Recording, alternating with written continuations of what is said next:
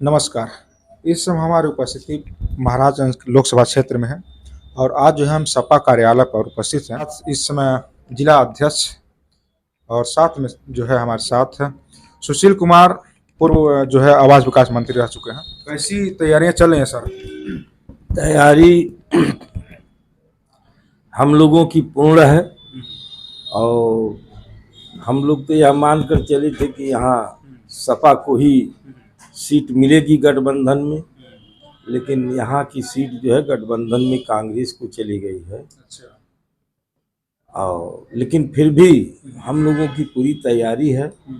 जो भी कैंडिडेट आएगा कांग्रेस का भी, उसका पूरी तरह से सभी नेतागण कार्यकर्तागण सहयोग करेंगे, प्रचार करेंगे और जिताएंगे। गायत्री प्रसाद प्रजापति को लेकर के देखा जाए तो इस पर क्या आप लोगों के द्वारा जो है कदम उठाया जा रहा है? क्योंकि इस समय उनके लड़के के ऊपर जो है ईडी का जो है छापा पड़ा हुआ है, ईडी की जो है टीम उठा कर ले गई है। ये तो पूरे देश में मोदी जो है उत्पीड़न कर रहे हैं। जो भी सपा के हैं या विपक्ष के हैं, फर्जी मुकदमों में फंसाए जा रहे हैं, ईडी सीबीआई लगाई जा रही है और खास करके चुनाव के मौके पर उत्पीड़न और बढ़ गया है, जैसा कि आप पूरे देशव्यापी माहौल में देख रहे हैं।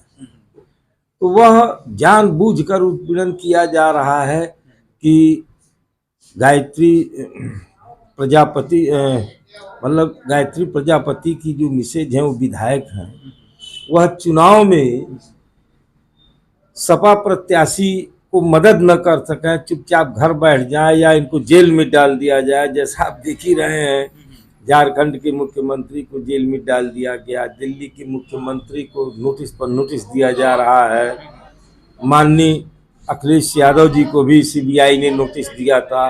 ये सब चुनाव के समय ही किया जा रहा है। ये सब इनका ये है कि सबको हम उत्पीड़न करके, भयग्रस्त करके, जेल में डाल करके किसी प्रकार अपना चुनाव जीते।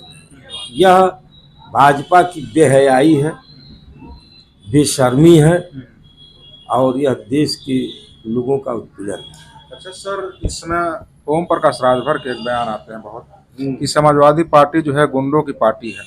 इस पर क्या जो है आपकी प्रतिक्रिया होगी? अब राजभर पर कोई कमेंट किया जाए तो ये बेकार है, इस नाते कि वो आदमी आगे पीछे दोनों बोलता है, जिसका खाएगा उसका गाएगा, उसका कहना है। अभी जब वह सपा में थे तो जोगी मोदी के खिलाफ जो कोई नेता नहीं बोला था वह बोले। अब चले गए हैं भाजपा में साथ में तो अखिलेश जी के खिलाफ बोल रहे हैं, तो वो नचनिया है, उनकी बात का कोई वैल्यू नहीं है। और राजभर को जो भाजपा के लोग सम्मिलित किए हैं वो राजभर से भी गिरे हुए हैं, क्योंकि उन्हीं लोगों को सब कुछ कहा और उन लोगों ने उसको शामिल कर लिया। इसका मतलब उन दोनों लोगों का कोई कैरेक्टर नहीं है। अब क्या कहें, यही ना है, अगर वो भी अपना कैरेक्टर समझते तो इनको शामिल नहीं करते। क्या नहीं कहा है राजभर ने, और राजभर ने केवल पार्टियों को छोड़िए, हिंदू समाज के लिए क्या नहीं बोला है, ब्राह्मणों के लिए क्या नहीं भला बुरा बोला है, किसी को छोड़ा है? वो जो चुनावी मुद्दे हैं क्या मुख्य रूप से होने वाले हैं? चुनावी मुद्दा तो बहुत ज्यादा है। इस समय मोदी तानाशाही पर चल रहे हैं। जैसे चीन में जिनपिंग है कि जिनपिंग के खिलाफ कोई बोल दे तो उसको उठाकर जेल में डाल दो, वही स्थिति यहाँ की है। अगर इस बार ये जीत गए तो यहाँ लोगों का उत्पीड़न बढ़ जाएगा। अगर कोई इनके खिलाफ बोलेगा तो उसको जेल में डाल दिया जाएगा।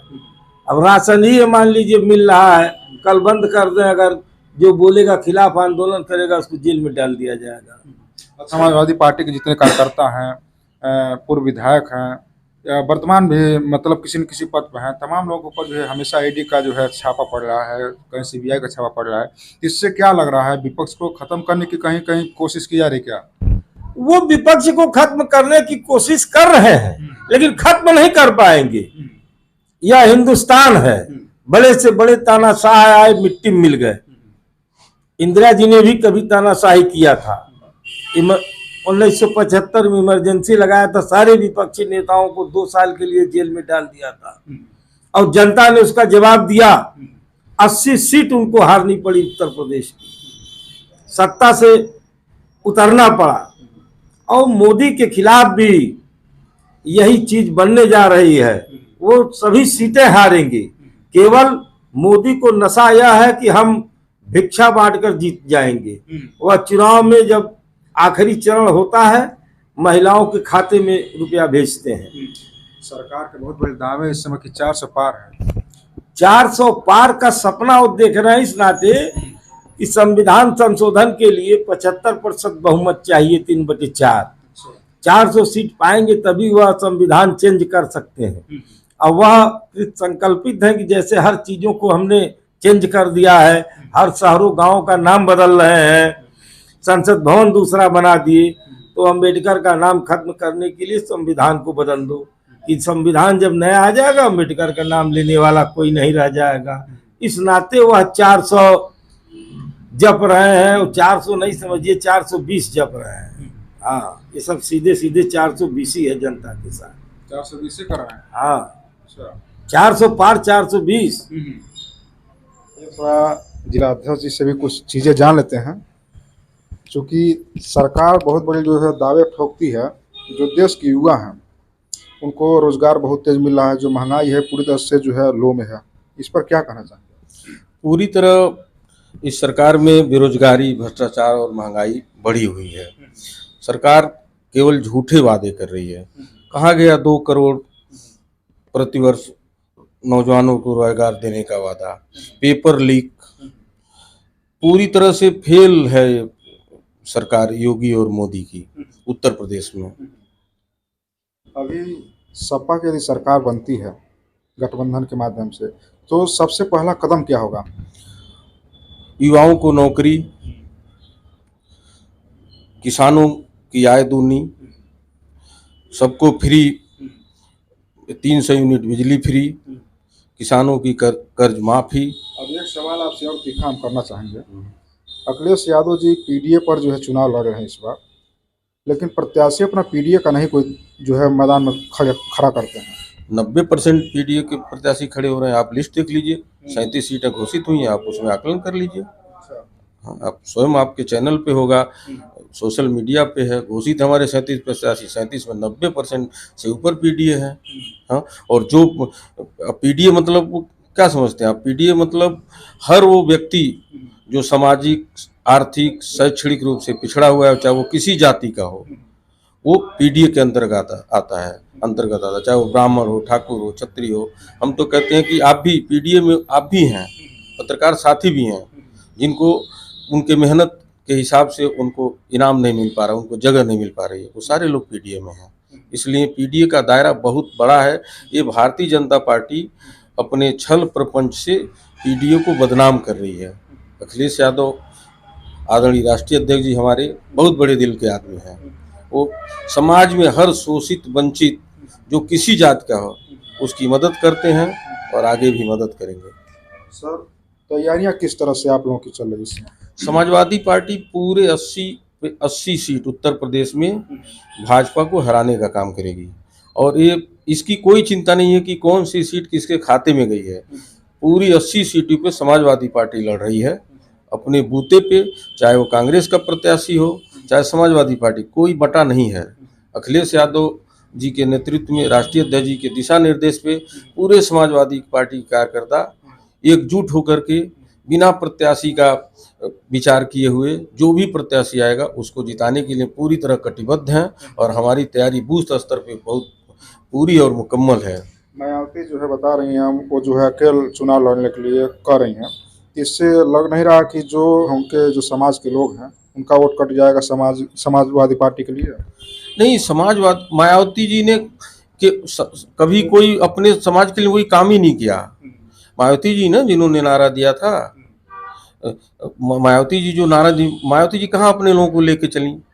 आप देख लीजिए 2007 में वो किसके साथ गई थी। वो तो कभी दलित समाज का हित नहीं थी। दलित समाज का हित किसने किया? समाजवादी पार्टी। समाजवादी पार्टी के पूर्व राष्ट्रीय अध्यक्ष स्वर्गीय मुलायम सिंह जी ने समाजवादी पार्टी के संस्थापक मान्यवर कांशीराम को पहली बार अगर किसी ने सांसद में भेजा तो हमारे स्वर्गीय नेताजी। योगी जी और मोदी जी के कार्यकाल से समाज में जो प्रभाव पड़ रहा है, क्या लग रहा है उससे? कोई प्रभाव नहीं पड़ रहा है। मोदी योगी जी केवल नफरत की राजनीति कर रहे हैं, केवल भाई से भाई को बांटने का काम कर रहे हैं, लॉलीपॉप दे रहे हैं और कुछ डराने का काम कर रहे हैं। और समाजवादी पार्टी के कार्यकर्ता और सपोर्टर उनके किसी भी मतलब इसमें डरने वाले नहीं हैं। महाराज में कब तक जो है आपके प्रत्याशी जो है घोषित हो जाएंगे? अब समझिए प्रत्याशी घोषित है भाई, वो कांग्रेस का विषय है, जब भी करे, लेकिन साइकिल निशान है, पंजा निशान हो गया। तो हम तो अखिलेश यादव को देख रहे हैं, आदरणीय राहुल गांधी को देख रहे हैं, हम प्रत्याशी को थोड़े देख रहे हैं। हमें भाजपा को हराना है, उस मिशन पे काम कर रहे हैं और निश्चित रूप से महाराजगंज से इंडिया गठबंधन का प्रत्याशी जीतेगा। इलेक्ट्रिक, इस पर क्या कहना चाहेंगे?